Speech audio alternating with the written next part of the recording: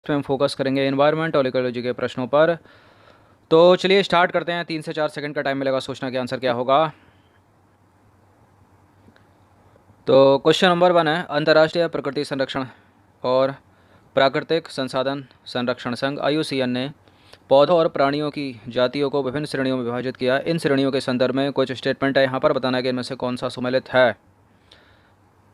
तो एक में लिखा है लुप्त जातियाँ, दूसरे में है सुभेद जातियाँ, तीसरे में है स्थानिक जातियाँ, यानी एक्सटेंट स्पीसीज़, वुलनरेबल स्पीसीज़ और एंडेमिक स्पीसीज़। तो एक्सटेंट स्पीसीज़ क्या होती हैं? लुप्त जातियाँ या विलुप्त जातियाँ क्या होती हैं? वे जातियाँ जो महाद्वीप या फिर पृथ्वी से ही लुप्त हो गई हैं। और वुलनरेबल वे जातियाँ जिनकी संख्या घट रही है। और एंडेमिक इन जातियों की संख्या बहुत कम है या सुभेद हैं ये। तो पहला तो करेक्ट है, एक्सटेंट पृथ्वी से चली गई, संख्या घट रही है, मतलब ये सुभेद हैं, वुलनरेबल हैं, ये भी सही है, ये भी सही है। ये गलत है, ये वुलनरेबल सुभेद यहाँ थोड़ी आ जाएगा, एंडेमिक ये नहीं होती, गलत है। केवल 1 और 2 सही है यहाँ पर। तो देखिए IUCN के अनुसार विभिन्न प्रकार के पौधों और प्राणियों की जातियों को निम्नलिखित श्रेणियों में विभाजित किया गया। अगर देखा जाए तो सबसे पहला एक में देखा जाए तो सामान्य जातियाँ, मतलब नॉर्मल स्पीसीज़, ये वे जातियाँ हैं जिनकी संख्या जीवित रहने के लिए सामान्य मानी जाती है। बात की जाए संकटग्रस्त जातियों की या इंडेंजर्ड स्पीसीज़ की, तो ये वे जातियाँ हैं जिनके लुप्त होने का खतरा है एवं जिन विषम परिस्थितियों के कारण इनकी संख्या कम हुई है, यदि वे जारी रहती हैं तो इन जातियों का जीवित रहना कठिन है। उदाहरण के तौर पर काला हिरण, मगरमच्छ, भारतीय जंगली गधा, शेर पूंछ मकाक बानर और संगाई हिरण, मतलब मणिपुरी हिरण। बात की जाए सुभेद या वुलनरेबल स्पीसीज़ की, तो वुलनरेबल स्पीसीज़ वे स्पीसीज़ होती हैं जिनकी संख्या जो है वो घट रही है। यदि इनकी संख्या पर विपरीत प्रभाव डालने वाली परिस्थितियाँ नहीं बदली जाती तो इनकी संख्या घटती रहती है और यह संकटग्रस्त जातियों की श्रेणी में शामिल हो जाएंगी, जैसे एशियाटिक एलिफेंट हो गया, गंगा नदी डॉल्फिन होगी और नीली भेड़। अगर बात की जाए स्थानिक जातियाँ जैसे एंडेमिक स्पीसीज़, तो प्राकृतिक या भौगोलिक सीमाओं से अलग विशेष क्षेत्र में पाई जाने वाली जातियाँ। उदाहरण के तौर पर समझे तो अंडमानी जंगली सुअर, निकोबारी कबूतर, अरुणाचल प्रदेश के मिथुन इत्यादि। अतः तीसरा कथन जो है वो गलत है, ये होती हैं एंडेमिक जातियाँ या स्थानिक जातियाँ, ना कि इन जातियों की संख्या बहुत कम है, ये गलत है। ऐसा कुछ एक्सप्लेनेशन इसकी। अगर बात करें लुप्त की, एक्सटेंट स्पीसीज़ की, तो ये वे जातियाँ हैं जो इनके रहने के आवासों में खोज करने पर अनुपस्थिति पाई जाती है और ये उपजातियाँ स्थानीय क्षेत्र, प्रदेश, देश, महाद्वीप या पृथ्वी पर पूरी तरह से लुप्त हो गई हैं। ऐसी उपजातियों में एशियाई चीता और गुलाबी सिर वाली बतख शामिल है। अब है क्वेश्चन नंबर 2। अच्छा, एक चीज़ को अपडेट कर लीजिए, यहाँ एक्सप्लेनेशन में आ गई है, एशियाटिक एलिफेंट जो है वो वुलनरेबल नहीं है, एंडेंजर्ड में इस समय। चलिए क्वेश्चन नंबर 2 है, इनमें से कौन सी टिप्पणी प्राकृतिक वनस्पति जात और प्राणी जात के हार्श के प्रमुख कारण नहीं है? कौन सी है जो फाउना और फ्लोरा को इनमें से नुकसान नहीं पहुंचाएगी? कृषि का प्रसार करना, बृहद स्तरीय विकास परियोजनाएं, पशुचारण और ईंधन की लकड़ी को एकत्रित करना और तीव्र औद्योगिकरण और शहरीकरण करना। देखिए, वनस्पति जात और प्राणी जात को बिल्कुल तीव्र इंडस्ट्रियलाइजेशन और शहरीकरण जो है वो नुकसान पहुंचाता है। बृहद स्तरीय विकास परियोजनाएं लगाएंगे, ये भी नुकसान पहुंचाती हैं। कृषि का यदि प्रसार करेंगे तो बिल्कुल बिल्कुल बिल्कुल ये भी नुकसान पहुंचा सकता है या हार्श का कारण हो सकता है। लेकिन ईंधन की लकड़ी एकत्रित करना ये नुकसान थोड़ी पहुंचाएगा, या पशुचारण करना इतना, ये तो ये फिर ये जो है कारण इसमें ये है, ये है, ये है, ये नहीं है। तो देखिए, हमने प्रकृति को संसाधन में परिवर्तित कर वन एवं वन्य जीवन को काफ़ी नुकसान पहुंचाया है। भारत में वनों को सबसे बड़ा नुकसान उपनिवेश काल में रेल लाइन, कृषि, व्यापार, वाणिज्य, वानिकी और खनन क्रियाओं में वृद्धि से हुआ है। स्वतंत्रता प्राप्ति के बाद भी वन संसाधनों के सिकुड़ने का कृषि का फैलाव महत्वपूर्ण कारकों में से एक रहा। अधिकतर जनजातीय क्षेत्रों और विशेषकर पूर्वोत्तर भारत, मध्य भारत में स्थानांतरित, जिसको झूम कल्टीवेशन बोलते हैं, झूम कृषि, खेतों के चलते वनों की कटाई या निम्नीकरण हुआ है।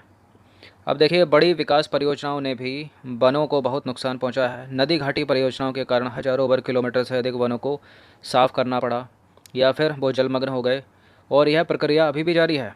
बहुत से वन अधिकारी और पर्यावरणविद ये मानते हैं कि वन संसाधन की बर्बादी में पशुचारण और ईंधन के लिए लकड़ी कटाई मुख्य भूमिका निभाते हैं। यद्यपि इसमें कुछ सच्चाई हो सकती है, परंतु चारे और ईंधन के लिए लकड़ी की आवश्यकता हेतु मुख्यतः पेड़ों की टहनियाँ काटकर पूर्ति की जाती है, न कि पूरा पेड़ काटकर। इसने तीसरा यहाँ पर सही होगा। क्वेश्चन नंबर 3 है, निम्नलिखित में से कौन सा कथन हिमालयन यव के संदर्भ में सही है?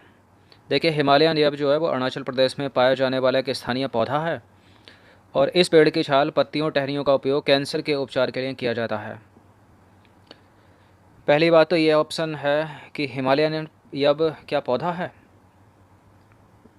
दूसरा स्टेटमेंट देखकर तो लग रहा है क्या ये अरुणाचल प्रदेश में पाया जाता है। देखिए करेक्ट है पहला, हिमालयन यब एक पौधा है जो औषधि पौधा है, अरुणाचल प्रदेश में पाया जाता है और हिमाचल प्रदेश में भी। इस पेड़ की छाल, पत्तियों, टहनियों का उपयोग जो है वो कैंसर के उपचार के लिए किया जाता है। तो दोनों के दोनों करेक्ट हैं, इसका आंसर हो जाएगा ऑप्शन नंबर सी। तो देखिए हिमालयन यब एक प्रकार का औषधि पौधा है, मतलब चीड़ की प्रकार का सदाबहार वृक्ष है। हिमाचल प्रदेश में आपको मिलेगा, अरुणाचल प्रदेश के में आपको मिलेगा ये। इसमें सही है ना पहला, तो पहला सही है। अब देखिए इस पेड़ की छाल, पत्तियां, टहनियों और जड़ों से टक्सोल नामक रसायन निकाला जाता है तथा इसे कैंसर रोगों के उपचार के लिए प्रयोग किया जाता है। इसके अत्यधिक निष्कासन से इस वनस्पति जात को खतरा पैदा हो गया है। क्वेश्चन नंबर 4 है, भारतीय वन्यजीव संरक्षण अधिनियम 1972 के अंतर्गत शामिल है। वन्य जीवों के आवास का कानूनी संरक्षण, संकटग्रस्त वन्य जीवों के शिकार पर प्रतिबंध और वन्य जीवों के अंगों के व्यापार पर रोक। तो देखिए वन्य जीवों के आवास पर कानूनी संरक्षण तो इसमें है, संकटग्रस्त जीवों के शिकार पर प्रतिबंध भी है और वन्य जीवों के अंगों के व्यापार पर रोक भी है। तो सारे के सारे तो हैं, इसमें डी हो जाएगा फिर इसका आंसर।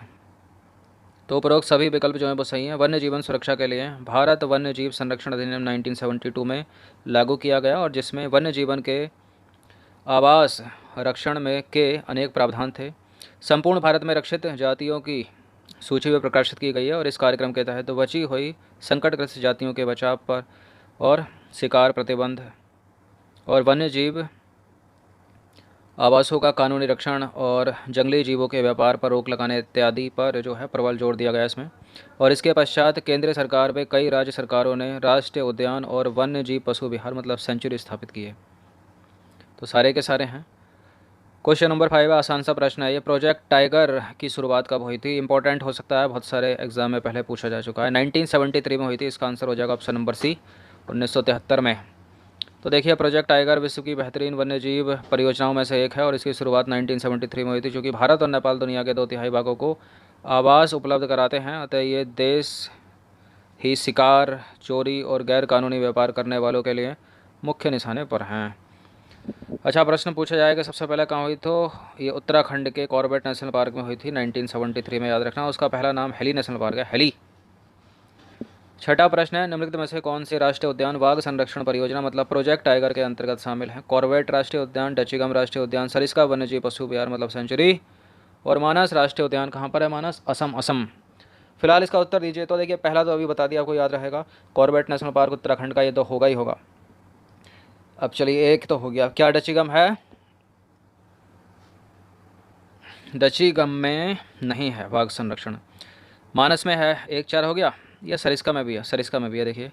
तो 1-3-4, 1-3-4 डी हो जाएगा इसका आंसर। तो यहाँ डचीगम राष्ट्रीय उद्यान वाघ संरक्षण परियोजना के अंतर्गत शामिल नहीं है। कब शुरू हुआ था ये? 1973 में। 7वां प्रश्न है, नीचे दिए गए युमों में से कौन सा जो है वो सही सुमेलित है? आरक्षित वन क्या होते हैं, रक्षित वन क्या होते हैं और अवर्गीकृत वन क्या होते हैं? आरक्षित वन वन भूमि जो अधिक क्षरण से बचाई जाती है और रक्षित वन वन और वन्य जीव संरक्षण, वन्य जीव संसाधन संरक्षण की दृष्टि से सर्वाधिक मूल्यवान वन। और सरकार, व्यक्तियों के निजी और समुदाय के अधीन वन और बंजर भूमि अवर्गीकृत वन। देखिए जो अवर्गीकृत वन है वो सरकार, व्यक्तियों के निजी और समुदाय के अधीन वन और बंजर भूमि है। बाकी ये दोनों गलत हैं, केवल 3 यहाँ पर करेक्ट है, बी हो जाएगा इसका आंसर। तो देखिए केवल तीसरा यहाँ पर सही सुमेलित है। भारत में अधिकतर वन और वन्य जीवन या तो प्रत्यक्ष रूप से सरकार के अधिकार क्षेत्र में हैं या वन विभाग अथवा अन्य विभागों के जरिए सरकार के प्रबंधन में है। इनको निम्नलिखित वर्गों में बांटा गया है, आरक्षित वन और रक्षित वन और अवर्गीकृत वन। आरक्षित वन में देश में आधे से अधिक वन क्षेत्र आरक्षित वन क्षेत्र किए गए हैं। जहाँ तक वन और वन्य प्राणियों के संरक्षण की बात है, आरक्षित वनों को सर्वाधिक मूल्यवान माना गया है। तो सर्वाधिक मूल्यवान कौन से हो गए? आरक्षित वन हो गए। ये इंटरचेंज में सही होगा वरना गलत है। रक्षित वन, वन विभाग के अनुसार देश के कुल वन क्षेत्र का 1/3 हिस्सा रक्षित वन है। इन वनों को और अधिक नष्ट होने से बचाने के लिए इनकी सुरक्षा की जाती है। अब आते हैं अवर्गीकृत वन। अवर्गीकृत वन अन्य सभी प्रकार के वन और बंजर भूमि जो सरकार, व्यक्ति और समुदाय के स्वामित्व में होते हैं अवर्गीकृत वन कहलाते हैं, मतलब इनका कोई वर्गीकरण नहीं किया गया। अब देखिए, पूर्वोत्तर के सभी राज्यों में और गुजरात में अधिकतर वन क्षेत्र अवर्गीकृत वन है तथा स्थानीय समुदायों के प्रबंधन में है। वो झूम खेती यहाँ पर करते रहते हैं पूर्वोत्तर में। तो चलिए अगला प्रश्न की तरफ अग्रसर होते हैं। क्वेश्चन नंबर 8 है, बीज बचाओ आंदोलन का संबंध किस राज्य से है? मध्य प्रदेश, गुजरात, पश्चिम बंगाल या उत्तराखंड? तो बीज बचाओ आंदोलन का संबंध उसी राज्य से है जिस राज्य में था क्या? चिपको आंदोलन। तो इसका आंसर क्या हो जाएगा? Option number D, Uttarakhand. तो देखिए, बीज बचाओ आंदोलन टिहरी उत्तराखंड के किसानों द्वारा शुरू किया गया आंदोलन है। यहाँ के किसानों ने दिखा दिया कि रासायनिक उर्वरकों के प्रयोग के बिना भी विविध फसलों के उत्पादन द्वारा आर्थिक रूप से व्यवहार्य कृषि संभव है। क्वेश्चन नंबर 9 है, इनमें से कौन सा संरक्षण या तरीका समुदायों की सीधी भागीदारी नहीं करता है? इनमें से कौन सा संरक्षण तरीका समुदायों की सीधी भागीदारी नहीं करता है? कौन सा? बीज बचाओ आंदोलन, चिपको आंदोलन, संयुक्त वन प्रबंधन और वन्य जीव पशु विहार या सेंचुरी का परिसीमन करना। देखिए, समुदायों की सीधी भागीदारी में तो चिपको आंदोलन, लोग पेड़ से चिपक गए। बीज बचाओ आंदोलन, किसानों ने दिखा दिया कि केवल रासायनिक उर्वरक डालकर ही फसल अच्छी नहीं हो सकती, ऐसे भी हो सकती है। संयुक्त वन प्रबंधन भी है, ये इसमें नहीं है। तो देखिए, चिपको आंदोलन, बीज बचाओ आंदोलन तथा संयुक्त वन प्रबंधन संसाधनों के संरक्षण में समुदाय की सीधी भागीदारी करता है। उत्तराखंड का प्रसिद्ध चिपको आंदोलन न केवल कई क्षेत्र में वन कटाई रोकने में कामयाब रहा, अपितु यह भी दिखाया उसने कि स्थानीय पौधों की जातियों का प्रयोग करके सामुदायिक वनीकरण अभियान को सफल बनाया जा सकता है। बात करें बीज बचाओ आंदोलन जो हुआ था उत्तराखंड के टिहरी में, किसानों का बीज बचाओ आंदोलन और नवदायन ने दिखा दिया कि रासायनिक खाद के उपयोग के बिना भी आर्थिक लाभ प्राप्त किया जा सकता है। देखिए, विभिन्न प्रकार की फसलों के उत्पादन द्वारा भारत में संयुक्त वन प्रबंधन कार्यक्रम क्षरित वनों के प्रबंधन और पुनर्निर्माण में स्थानीय समुदाय की भूमिका के महत्व को उजागर करते हैं। औपचारिक रूप से इस कार्यक्रम की शुरुआत जो है 1988 में उड़ीसा राज्य में हुई थी और वन विभाग के अंतर्गत संयुक्त वन प्रबंधन क्षरित वनों के बचाव के लिए कार्य करता है और इसमें गांव के स्तर पर संस्थाएं बनाई जाती हैं जिनमें ग्रामीण और वन विभाग के अधिकारी संयुक्त रूप से कार्य करते हैं और इसके